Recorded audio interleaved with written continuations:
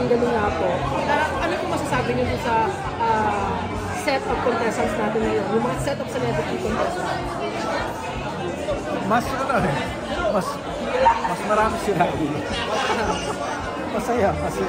At mas marami yung hindi namin i-expect na ang galing kumanta.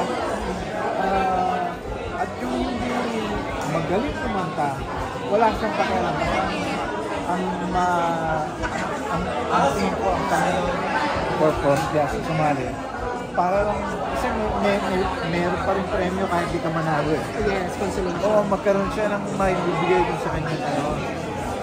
At yung nakakahanga yung mga ganon, di ba? Kahit ang kumakanta nga, basta may mayabot ka din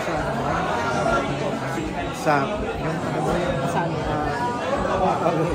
yung beneficiary. Kasi may partner sila na charity. Oo, yun ang ginano nila eh, kaya sila nandun eh.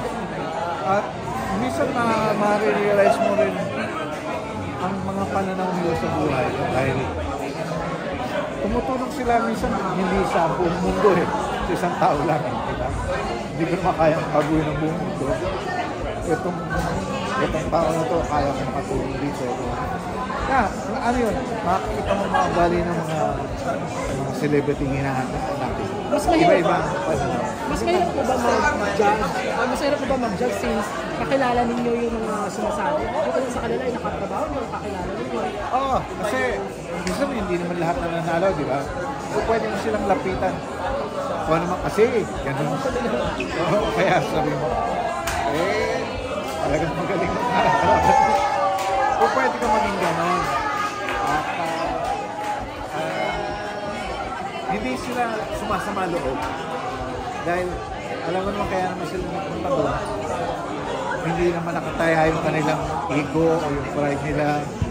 Nandun sila para sa kanilang i-charity. Kaya naiiba yung ibang contest. Kaya pupunta doon, dahil yung mga nanay, tatay, naghihintay pa panalo, di ba? Ito hindi, wala silang pakialam basta karoon ng pera yung mga kutsari. Ibang klaseng concept, nakakatawa. Yes, yan ang dapat natin abangan sa Singaling Celebrity Edition. Kaya po mag-uumpisa.